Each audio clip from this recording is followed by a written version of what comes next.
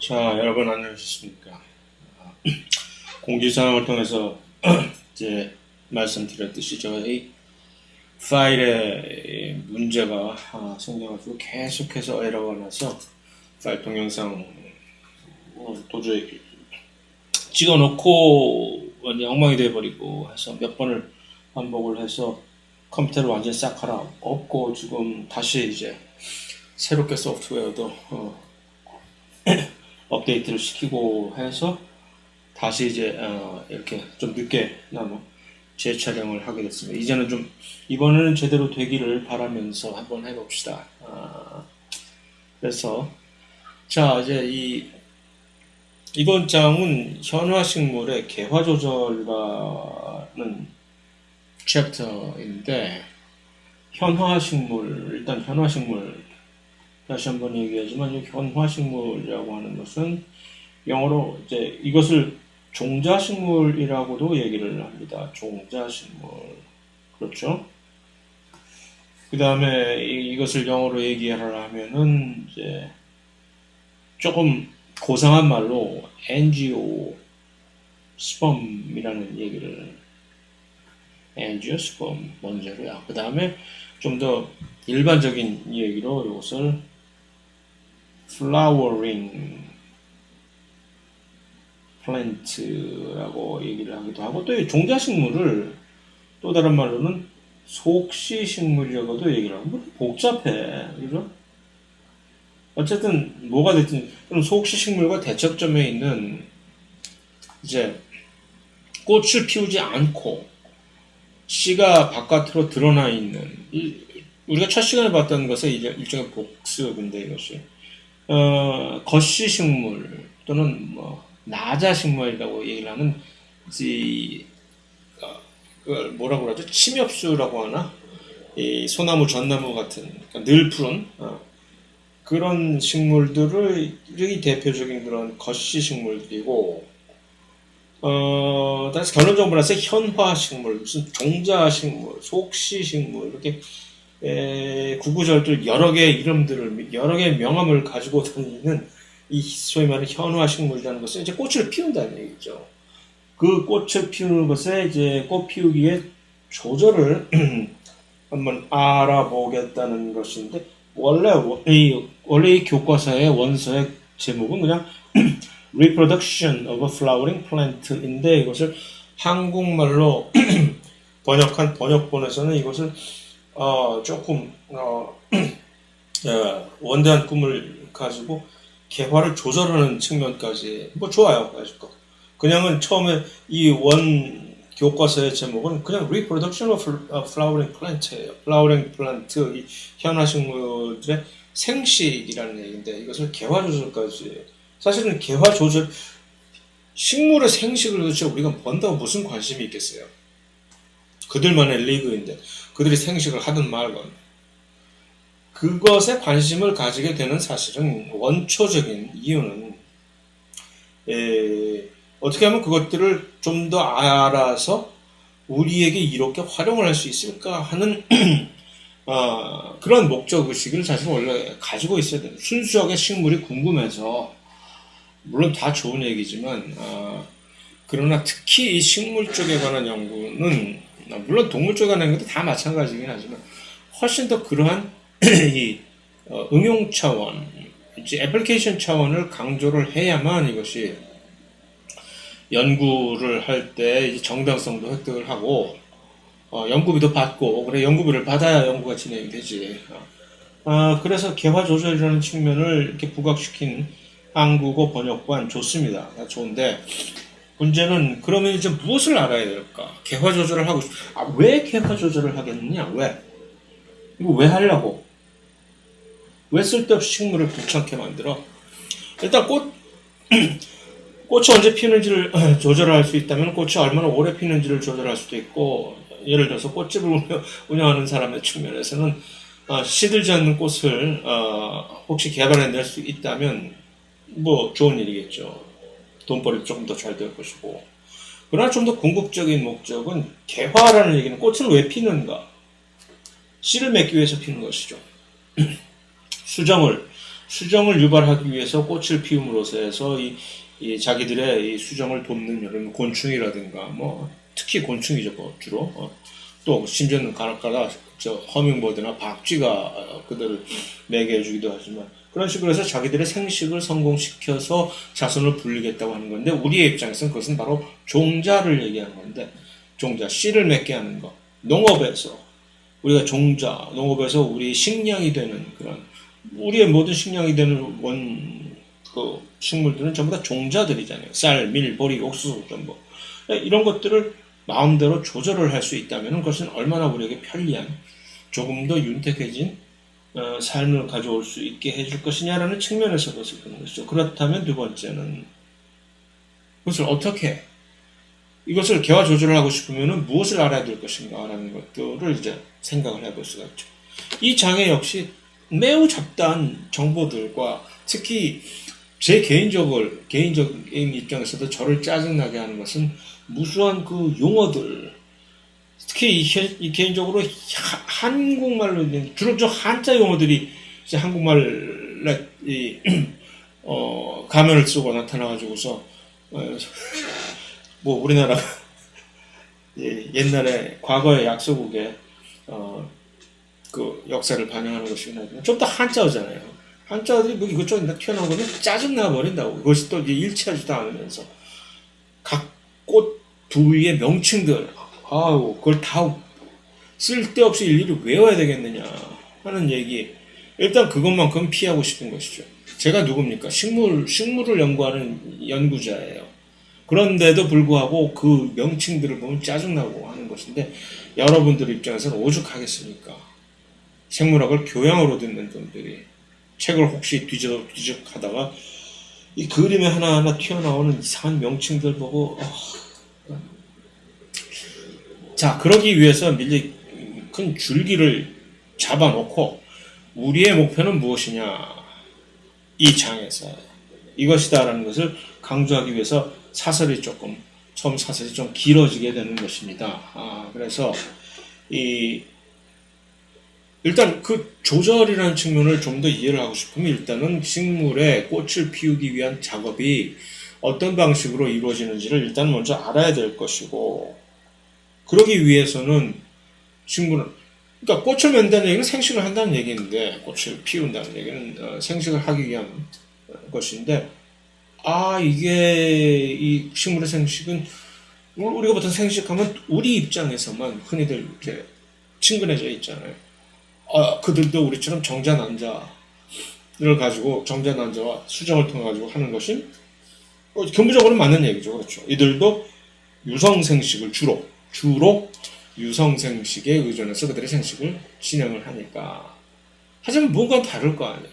그 다른 이 외부에서 볼 때 우리가 그것을 이제 모포로지 형태학적으로 한국말로 형태학적으로도 그들의 생식을 다루는 생식 기관들은 우리가 알고 있는 동물의 그것과는 확연히 다를 것이고 좀 더 내부적으로 튀어들어가서 해부학적으로 아나토미컬리 그들 또한 것은 다를 것이고 그러니까 일단 그것들을 대충 섭렵을 해야 이것들이 이런 구조를 가지고 그렇기 때문에 이런 식으로 생식을 하게 되겠구나 이것을 알게 되는 것이죠. 그렇죠?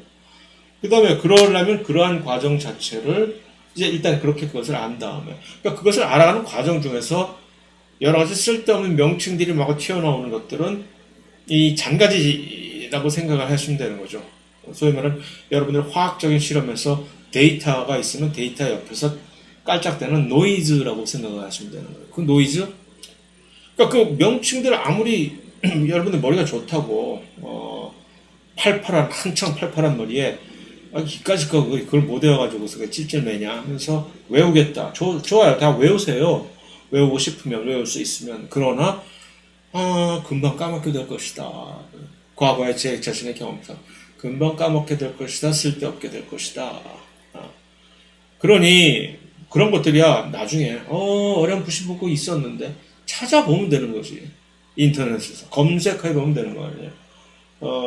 그런 차원에서 사실 시험을 그러니까 인터넷 검색을 허용하는 그런 오픈북 테스트를 보겠다는 얘기고 곧 조만간 다음 주 중으로 이제 이 시험 일정과 정확한 확실하게 시험 일정도 역시 확인을 하고 세부적인 사항도 또 발표를 해야 될 시기가 온 것 같긴 한데 그래서 그리고 난 다음에 사실은 전체적인 개화 조절이라든가 또는 생식 조절이라든가 하는 것은 사실은 이 식물 안에 있는 세포 수준에서 세포의 어떤 특정한 변화에 의해서 그들이 사실 일종의 발생 과정의 변화를 거쳐가지고 되는 것이 그것들이 전부 사실은 유전자와 그 유전자의 산물에 특히 여기서는 이제 신호 전달 과정을 거치지 않을 수가 없는 거죠. 신호 전달이란 뭐냐?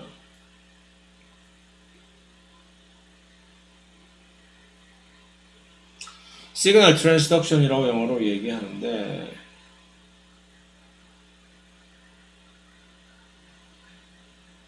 뭔가의 환경신호를 꽃이 언제 피느냐? 아무 때나 피울 것이냐? 온도가 적당하냐? 일조량은 적당하냐? 어느 시기적으로 이것이 적당하냐? 그러한 신호들을 감지를 해야 될 것이죠. 그러니까 외부 신호가 환경적인 외부 신호가 지금 전달이 되네요. 환경이라고. 그러면 그 외부 신호가 식물에 전달이 돼가지고서 식물이 이렇게 있다고 칩시다. 식물 맞아 이거? 식물이에요, 식물. 꽃은 아직 없어. 식물. 그러면 이제 꽃을 피울 때가 됐구나. 꽃을 피워야 그 다음에 씨도 맺고 하는 차지. 그러니까 일단 꽃을 먼저 피우고 그 다음에 종자를 생산하는 그 다음 수순으로 넘어가게 되는 것인데, 그럼 이것을 통해 꼭 뭔가 변화가 있어야 될 거 아니에요. 내부에서. 어떤 변화. 이 변화는 유전자의 어떤 특정 유전자들이 이제 발현이 돼야 된다는 얘기죠. 유전자들이 마구마구 이제 그동안 잠자고 있던 유전자들이. 그럼 그 결과로 유전자가 발현이 되면 결국 그 결과로 어떤 새로운 단백질들이 이제 만들어지거나 또는 활성화되거나 하겠죠.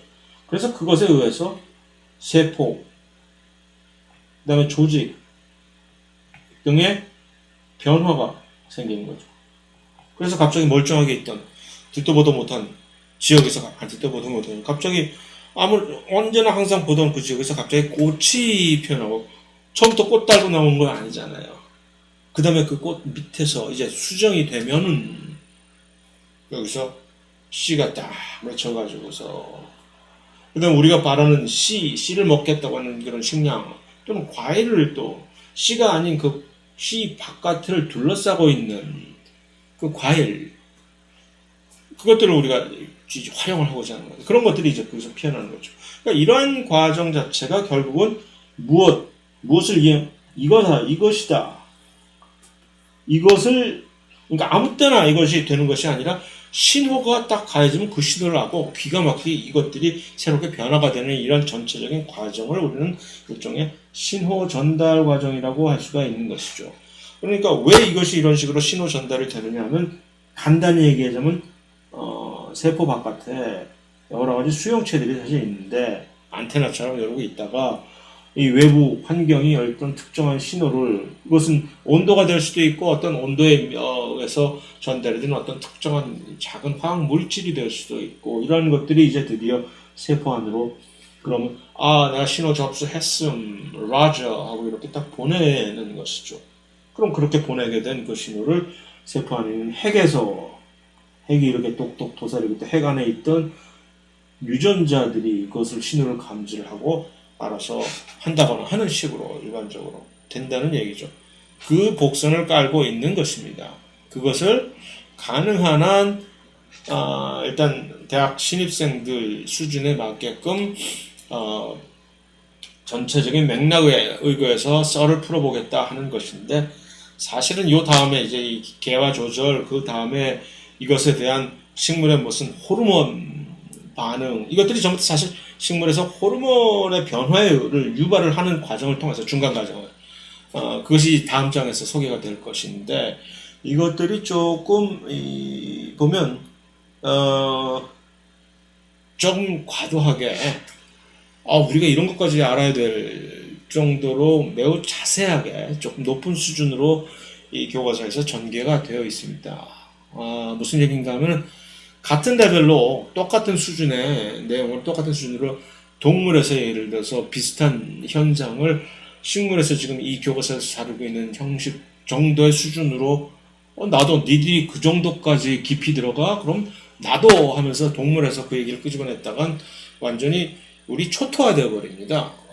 동물이 식물에 비해서 이 분야에서 훨씬 더 앞서 나가 있어서 연구가 알려진 바가 훨씬 복잡 단언하게 좀 다 알고 있거든요.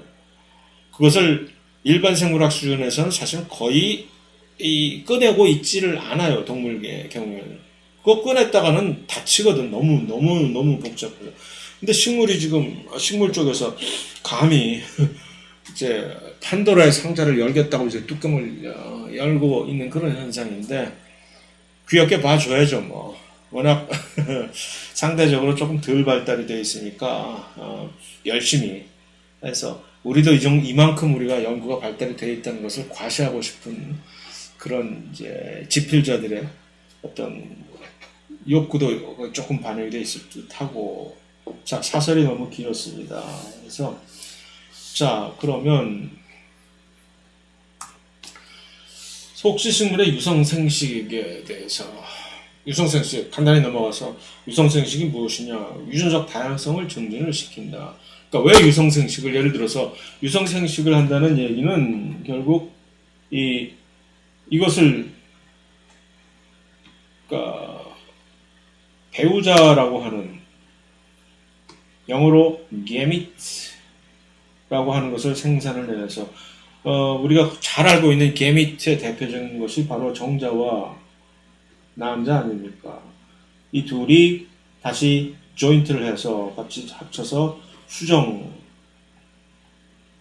만들어서 자 여기서 우리가 항상 잊지 말아야 될 것은 일반 생물학 시간에 그걸 전부 다 섭렵을 한 내용이긴 하지만 요 정자와 남자로 대비되는 요 게밋 배우자라고 하는 것과 수정란이라고 하는 수정체 수정란 영어로 이것을 자이고트라고 얘기를 하는데 이것은 대표적인 이 세포 측면에서 차이점은 무엇입니까? 배우자라고 하는 이 게미트는 N이라고 쓸 수가 있고 수정란은 2N이라고 쓸 수가 있죠. 그러니까 이것은 2배체이고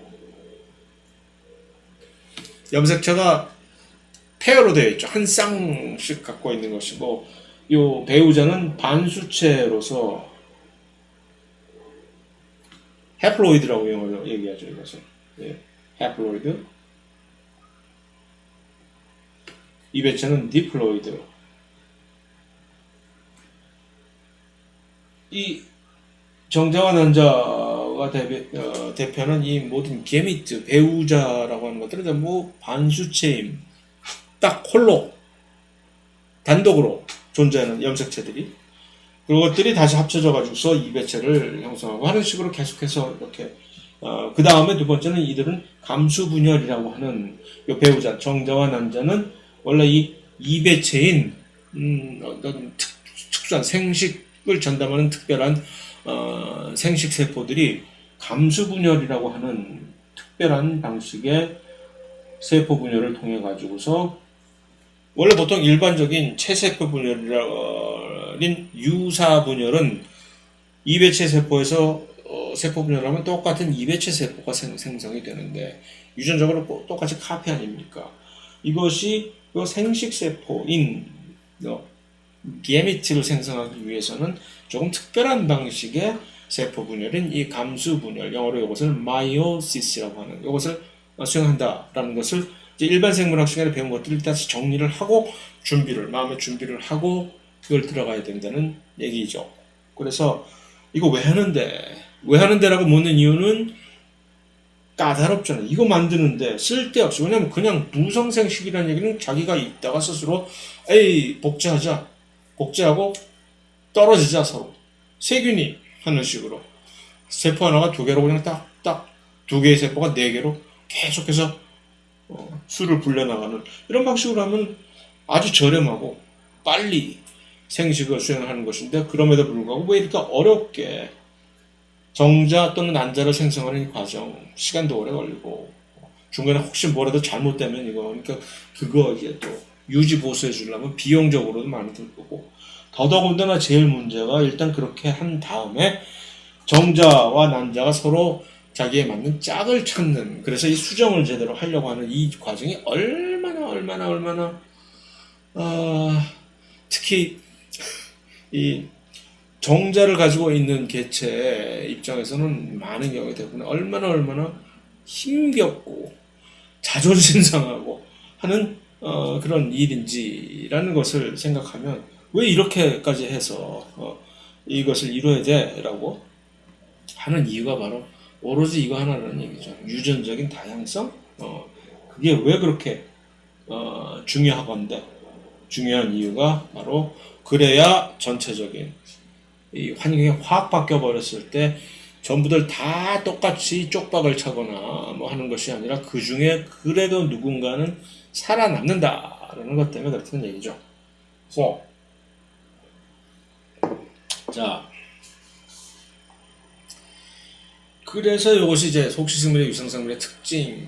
식물도 역시 그러니까 이런 식으로 유성생식을 수행하는 식물들이 꽤 많이 있다라는 얘기입니다. 물론 동물에 비해서 훨씬 더 식물은 유성생식보다는 무성생식으로 쉽게, 심지어 유성생식을 할 수 있는 식물들조차도 많은 경우에 이 무성생식으로 간단히 야 오늘은 그냥 집에서 제대로 밥 좀 먹지 말고 그냥 라면으로 때우자 라는 식의 마치 하듯이 무성생식을 아무렇지도 않게 해버릴 수 있는 경우가 많습니다. 그래서 어쨌든 전체적으로 이게 이 감수분열이라는 것을 수행을 해야 되는 것이고, 그 다음에 이 포자라고 하는 감수분열에서 그 결과로 나오는 것이 바로 이 스포라고 하는 포자. 이 스포라고 하는 포자라는 이 우리가 흔히 잘 알고 있는 동물에서는 조금 들어보지 못한 생소한 용어가 되는 것이죠. 그 다음에 이 포자가 체세포 분열을 해가지고서 배우자를 만들어냈는데, 이게 이제 교과서에서는 이런 식으로 그냥 뭉뚱그려 놨지만 사실은 조금 더 이것이 복잡한. 자, 여기서 중요한 점은 뭐냐면 일단 감수분열을 이뤘다라는 얘기는 포자가 되었든 무엇이 되었든 간에 감수분열을 이뤘다는 얘기는 이 친구가 지금 뭐라는 얘기예요, 이게? N이라는 얘기죠. 이것이 이제 이 반수체라는 얘기거든요, 반수체. 근데 이 반수체가 여기서 또 체세포 분열이라는 얘기는 이거 뭐예요, 이거? 유사분열. 마이토시스라는 얘기지. 이거 동물에서는 듣도 보도 못한 얘기가 되거든요. 아니 일단 N으로 반수체로 생긴 반수체물이 정자라는 얘기예요. 또는 난자. 정자와 난자가 이따가 체세포 분열을 해서 자기 쪽수를 불린다는 얘기 들어본 적이 있으세요? 없잖아, 동물에서. 아니 너네 그런 능력이 있어? 라고 물을 수가 있는 거죠. 우리는 있어. 요게 식물의 특이한 점입니다. 이것이 두드러지게 관찰이 쉽게 될 수 있다는 거죠.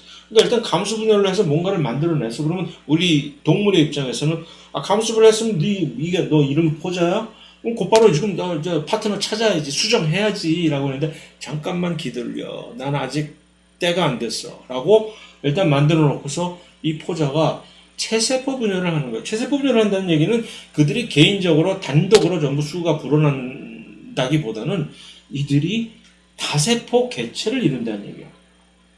이렇게 해서 다세포 멀티셀룰라 뭔가 이렇게 구조를 이루는다는 거지. 이게 도저히 그러니까 매우 생소한 그런 현상이 발생을 하는 거죠. 그러고 난 다음에 그러니까 이들은 다세포이나 사실은 따지고 보면 안을 들어가서 살펴보면 니들 반수체였어? 라고 하는 거지. 폐를 까보니까 반수체 주제에 니들이 이런 다세포 어떤 이 조직 또는 기관을 형성하고 있었던 것이야? 나 참. 이렇게 되는 거죠. 그러고 나서 바로 이 다세포 조직에서 새롭게 이 우리가 조금 더 알고 있는 동물의 입장에서 이 배우자라고 하는 정자 또는 난자를 여기서 만들어내는 거죠. 이것이 동물과 조금 특별히 다른 식물에서 특징적으로 발견되는 그러한 식물 속시생 이것은 속시식물만이 이런 현상을 가지고 있는 것은 절대 아닙니다. 양치류라든가 하는 조금 더 진화적으로 조금 더 약간 더 오래된 굳이 낙후됐다는 얘기는 제가 쓰고 싶지 않지만 훨씬 더 오래 전에 진화가 되었던 그 조금 그런 식물들 들도조차도 이런 이 특징을 그대로 간직을 하고 있습니다. 근데 요것을 우리는 무엇이라고 이제 확인을 하느냐면 요것을 이제 세대 교번이라고 얘기를 합니다. 그래서 이 세대 교번 alternation of generation 이라고 영어로 얘기를 하는 소위 말하는 세대 교번 그것이 이 가만있어 봐라 컨트롤 S든가 Q든가 컨트롤 S 이거다 바로 귀에 꽂고 이건 이 세대 교번이라고 하는 이것을 식물 이 현상은 동물에서는 찾아볼 수가 없는 것입니다. 그래서 이 세대 교번이 뭐냐 하면은 바로 이 반수체가 지금 이것을 이제 간단하게 요약을 한 식물에서 볼 수 있는 그래서 식물은 이제 수정부터 시작을 합시다. 수정부터 시작을 하면은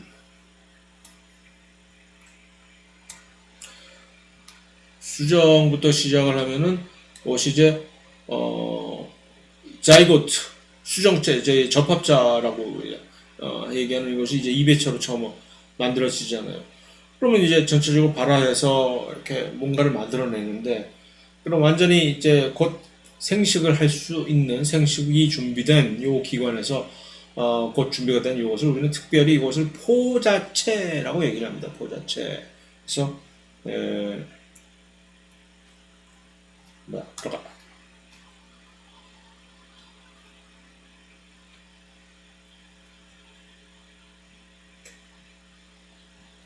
포자체 말이에요.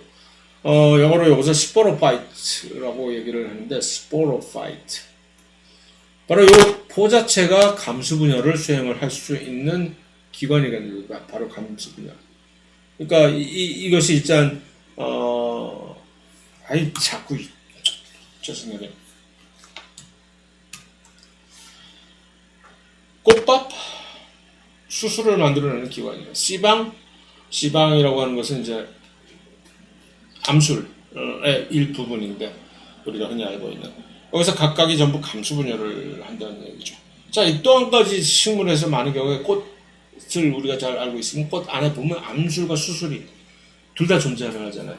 마치 동물의 입장에서 보면 남성과 여성의 생식 기관이 동시에 한 몸에 있는 것과 같은 그런 형상인데 이게 그래가지고서 이게 될 일이 가능해 라는 점도 사실은 식물에서 살펴봐야 될 하나의 입장이기도 합니다. 그래서 그렇게 되면 이제 감수 분열을 하면 감수 분열의 결과로 일단 감수 분열을 하면 이것이 반수체로 플로이디가 이것을 플로이디를 핵상이라고 영어로 얘기를 하는데 플로이디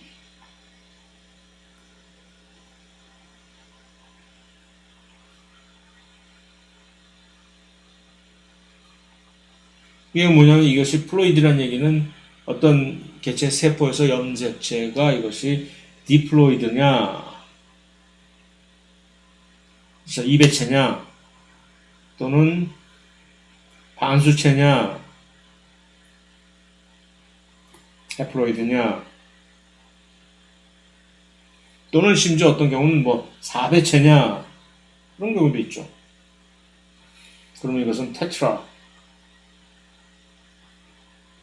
플로이드 식물은 테트라 플로이드 되게 많아요. 테트라보다 훨씬 더 많은 더 배수가 높은 그런 경우도 많고 그래서 이런 것들을 전체적으로 플로이디 세포 안에 어떤 염색체 수의 이 형태를 이렇게 더블로 한 쌍으로 가지고 있느냐 이배체냐 나홀로이냐 아니면 심지어 그 가피가 지금 짝이 이 두 쌍이 아니라 네 쌍이 지금 한 쌍이 아니라 두 쌍이 짝으로 되어 있느냐 뭐 이런 식으로 해. 그런 것을 표현하는 것을 플로이디 핵쌍이라고 얘기하는데 다시 돌아가서 감수 분열을 일단 수행을 하고 나면은 핵쌍이라고 하는 것은 일단 전부 반수체가 되는 거 아니에요. 그 반수체로 된 첫 번째 요 포자체에서 이 감수 분열을 통해서 생성을 하는 요들을 이제 포자라고 스포라고 얘기를 합니다. 스포 이것을 그래서 이 스포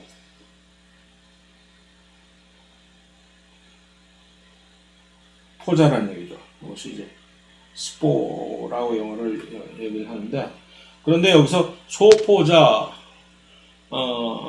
대포자라고 하는데 이제 동물의 경우와 마찬가지로 이 피메일 여성의 이 감수분열을 통한 요 생식 세포에서 만들어낸 요 세포는 훨씬 등치가 크고 이 식물의 경우에도 정자처럼 이 남성에서 수컷에서 만들어낸 수컷 생식기관에서 만들어낸 요 포자는 크기가 작기 때문에 이것을 소포자 마이크로 사실은 여기서 마이크로스포어 대포자는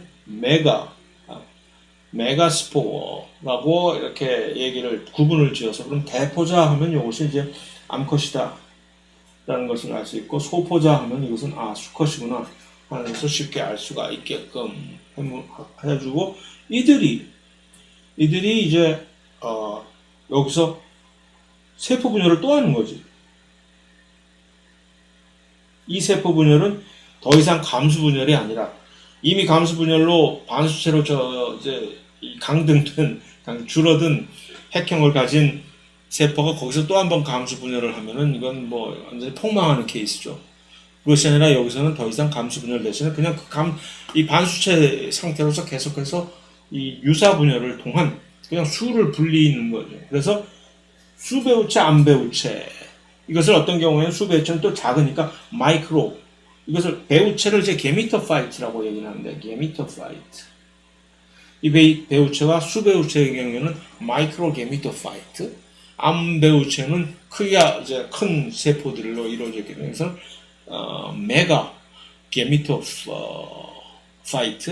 뭐 이런 식으로 구분을 하기도 합니다. 어쨌든 이 배우체라는 것이 바로 이 다세포 형태로 단수체이면서 다세포 형태로 그들의 최세포 분열에 의해서 그 결과로 생겨난 그러한 조직체를 배우체라고 식물에서는 이거를 게미토파이트라고 표현을 합니다. 그러니까 스포로파이트 한국말로 포자체와 게미토파이트를 구분을 할 수가 있어야 되는 겁니다. 확실하게 식물에서만 이것이 적용되는 얘기인데 게미토파이트는 무엇이고 스포로파이트는 무엇이냐.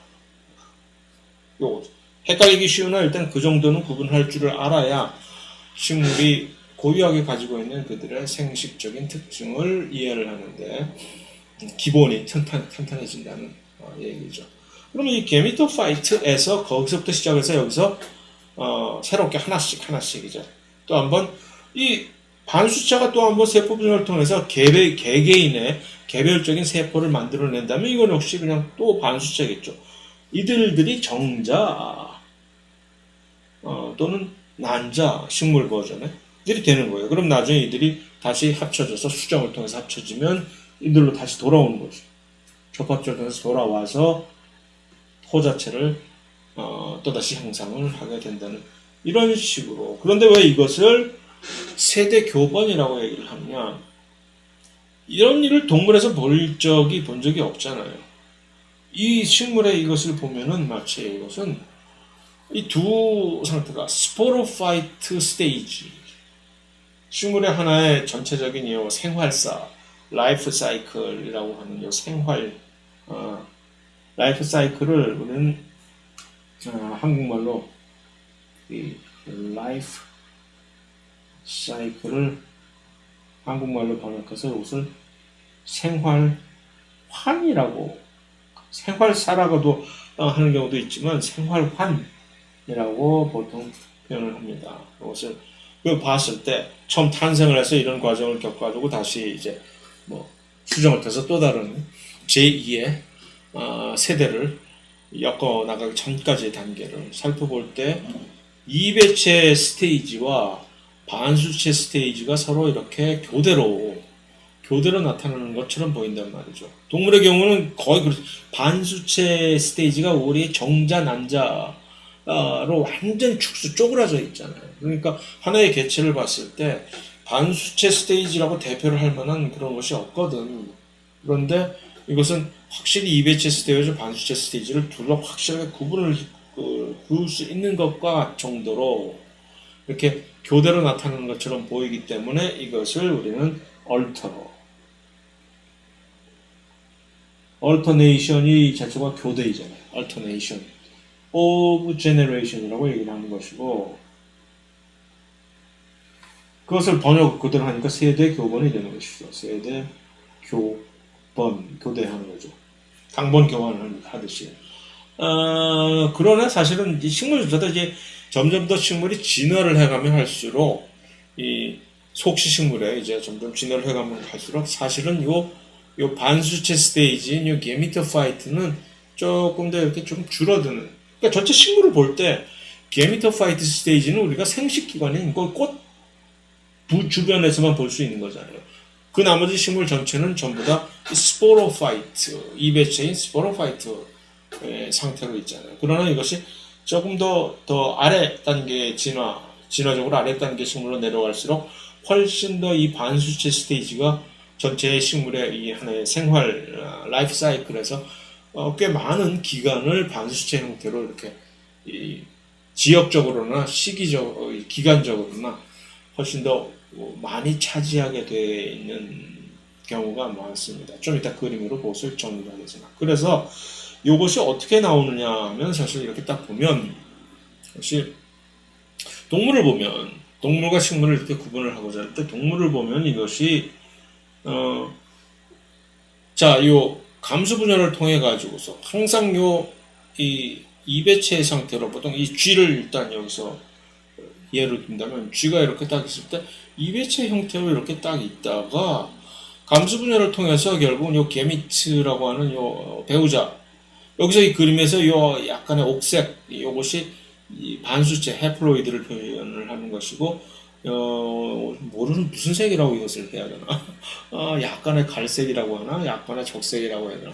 이 시기가 전부 전체적으로, 전부 이배체인 디플로이드 상태거든요. 그러니까 전체적인 동물의 전체적인 입장에서 볼 때 거의 대부분이 수정을 딱 하자마자 곧바로 전부 이배체 상태로 계속 거의 일생을 이렇게 보내게 되잖아요.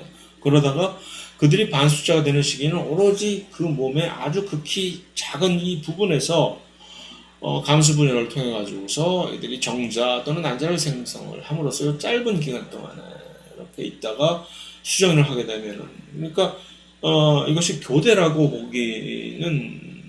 보기보다는 이 자체를 뭐라고 표현을 해야 되냐 하면은 훨씬 더 이배체 시절이 훨씬 더 많이 강조된 그런 형태라고 생각을 해야 되거든요. 그래서 이것을 표현해주는 특별한 용어가 있기는 한데, 이제 그것을 뭐라고 표현을 하냐 하면은, 이거 아니다. 이러한 형태를, 쓸데없어. 그런 또 쓸데없는 용어를 얘기를 하기보다 그냥 이렇게 알아두면 되니까. 그래서 그렇다는 얘기죠. 동물은 그래요. 그런데 이제 식물은 이것이 거의 반반처럼 이제 표현이 되잖아요. 그러니까 그것이 식물이 반반처럼 표현이 될 수 있는 이유는 여기에 지금. 자, 동물과 식물을 한번 비교를 해보세요. 동물은 여기 이제 이배체라고 하는데 이것이 훨씬 큰 원으로 이것이 표현이 되어 있는 얘기는 뭐냐면 이배체 수준으로 이것을 다세포 조직 기관을 형성을 한다는 측면에서 이 원을 훨씬 더 큰 원으로 표시를 한 거예요. 이거 캠벨의 생명과학에서 가져온 그림인데 이것이. 그러나 그러니까 이 반수체 상태에서는 절대로 그런 일이 없다는 얘기죠. 이들이 전부 반수체 시절에는 전부 개개인의 작은 세포로 존재한다는 얘기입니다. 그렇죠? 그런데 식물의 경우는 어떻게? 아까 얘기했듯이 바로 요 경우 있잖아요. 이것이 게미토파이트라고 하는 그 배우체라고 하는 배우자, 이 한국말 또 까먹었다 이거. 배우체. 이렇게 한국말을 잘 까먹지? 그래서 배우체라고 하는 요것이 말이에요. 그 배우체가 저희 다세포 생물로 이렇게 존재를 하잖아요. 이것이. 이게 식물에서만 볼 수 있는, 동물과 비교했을 때 그렇다는 얘기죠. 그러다 여기서 하나씩 또 다른 배우자를 만들어 가지고서 이들이 수정을 통해 가지고서, 물론 당연히 이배체 시절에는 이들이 다세포식으로 존재를 하는 것이죠. 그것이 서로 교대를 하는 식으로 보이기 때문에 식물뿐만 아니라 일종의 약간의 어떤 조류, 알지라고 하는 일부 조류들도 같은 양상을 보여주게 된다는 얘기죠. 그런데 말입니다. 이게 균류 있잖아요. fungi, 효모, 그다음에 버섯, 곰팡이들이 저는 이 균류에서는 오히려 그 정반대 현상을 보이게 됩니다. 그래서 이 반수체 시절에 다세포로 이렇게 존재하는 경우가 있고, 이들이 차지하는 기간이 훨씬 더 두드러지는 역전 현상을 보이게 되는 그러한 생활사 또는 생활환을 보여주게 됩니다. 그래서 대부분의 균류와 그 다음에 이런 형태의 생활환을 보여주는 것은 또 일종의 일부 원생생물 프라티스트에서도 이런 식으로 보여주고, 세계가 좀 이렇게 다르다는 얘기거든요. 자, 그래서 언급했듯이 이게 사실 원래 식물의 진화 과정에서 원래 처음에 이제 이끼나 고사리 같은 이런 이제 진화적으로 조금 더 약간 원시적인 그런 식물에서는 사실은 이 게미토파이트, 배우체 세대 길이로 존재하는 기간이 훨씬 더 이렇게 길다가, 거의 대부분이 이렇게 하다가 이것이 조금씩 점점 더 이제 이쯤 되면요, 양치류에서 이것이 약간 이제 반반으로 이렇게 조금 이제 구분이 됐다가, 그들이 점점 더 갈수록 훨씬 더 이제 이배체 세대가 점유하는 기간이 지역적으로나 기간적으로 훨씬 더 증가가 되는 이런 식으로 발전하게 됐다는 것입니다. 이에 관련된 사실은 이제 문제도 뜬금없이 아주 오래전에 의전원 시험에서 이렇게 나온 적도 있어요. 이거 참, 뭐 이런 문제를 왜 내나, 외우지 않으면 될 수 없는 문제긴 한데, 이게 유성생 생물의 대표적인 생활사를 나타낸 것이다 하면서 세 개가 딱 주어진 거지. 이게 뭐라고 주어지지도 않은 채 하면서 딱 보면 바로 그러니까 이 서로 식물, 동물, 그 다음에 균류의 세계 서로 대조적인 이런 생활사를 알고 있었던 사람만이 이것을 이제, 그래서 딱 보면 이 중에서 식물의 생활사가 무엇인지를 한번 딱 보면은 어떤 쪽이 식물의 생활사겠어요. 이제 세대 교본이라는 것을 볼 수 있는 그런 생활사를 가진 것이 식물이겠죠. 세대 교본. 그러니까 이 다가 바로 세대 교본을 보여주는 거 아니겠어요? 왜냐면 요 반수체 세대에서도 이 배우체라고 하는 이것이 큰 다세포 조직 기관을 이루고 있는 큰 걸 보니까 이게 다세포라는 얘기죠. 그러면서 여기서 그러니까 암배우체, 수배우체에서 하나씩 이렇게 그들의 배우자를 형성해서 수정을 통해서 이배체, 그러니까 이배체나 반수체나 둘 다 다세포 시절이 다세포 조직 또는 다세포 이제 객체로 존재하는 기간이 있다라는 얘기죠. 이것이 바로 그럼 이 다가 식물을 나타내는 거구나라는 것을 알 수가 있을 것이고, 그러면 이 중에서 동물은 어딜 거라고 보면은 이게 그래서 대부분의 이 이배체가 다세포로 존재를 하고, 반수체는 절대로 다세포로 존재할 수 없는 이것이 바로 동물의 경우를 나타내는 거겠죠. 그죠? 그러면 간은 딱 보면은 오히려 반수체에서 다세포들이 막 이렇게 보이고, 이배체에서는 다세포가 안 보이는 이죠. 곰팡이, 균류, 균류와 일부 원생 생물에서 이것을 이런 식으로 생활사가 있다고 했지라고 하는 것을 알 수가 있는 것인데, 그것을 딱 파악한 다음에 도대체 그래 네가 지금 궁금한 게 뭐야 물으니까, 그래놓고 이들에 대한 설명으로 옳은 것만을 있는 대로 고르라고 아주 꽈버려서 까다롭게.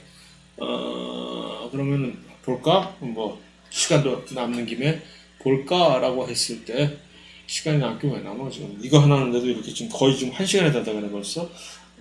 자, 그래서 그랬을 때 가는 일부 균류와 일부 조류에서 나타나며 반수체 시기에 체세포 분열이 일어난다. 뭐 대충 맞는 얘기는 그죠? 그래서 이 컨트롤 S로 그래 일단 맞는 얘기 같아. 오케이. 나는 동물에서 나타나며 나는 동물에서 나타나는데 그래. 반수체 시기에 체세포 분열에 의해 배우자 수가 증가한다. 반수체 동물에서 반수체 시기에 체세포 분열하는 본 적 있어요? 없어. 본 적이 없단 말이야. 그러니까 이것은 요 체세포 분열이라고 요거 하는 것이 바로 이게 그러니까 크게 문제가 되는 것이죠. 아니야 그런 거 없어. 그러니까 나는 분명히 옳은 것에서 빼줘야 되겠죠. 그죠? 나는 식물에서 나타나며 배우체에서 생긴 생식세포는 수정을 거쳐 이배체로 활성화하는 일반적인 얘기면서 맞는 얘기를 했으니까 너는 맞는 것 같네. 오케이 알았어. 그래서 너는 맞았어. 그럼 이제 기억과 디귿이 맞는 얘기니까 기억 디귿이 있는 요 부분을 요것을 정답으로 해야 되겠지. 나중에 뭐 정답을 우리가 이제 어떤 것이 정답인지 물론 알아야 되겠지만 그것보다도 이 설명이 옳은지 아닌지를 이제 확인을 할 수 있는 능력이 주는 것이고, 지금 우리의 수업 시간에서 확실하게 딱 한 가지 알 것은 바로 이 반수체 시기에 체세포 분열이 일어난다라고 하는 이것이 바로 식물에서는 가능하다는 얘기죠. 이 식물에서 반수체 세대에서 체세포 분열이 일어나가지고서 이렇게 암배우체, 수배우체가 이렇게 물론 뿐만이 아니라 이배체 세대에서도 체세포 분열이 일어난다는 반수체와 이배체가 둘 다 체세포 분열을 통한 자기의 수 분리기 그 다음에 그럼으로써 다세포 생물을 만들어낼 수 있는 능력이 있다는 것이 식물의 특징. 이 균류나 또는 동물에서는 둘 중에 하나만이 그것을 수행을 하게 된다는 얘기죠.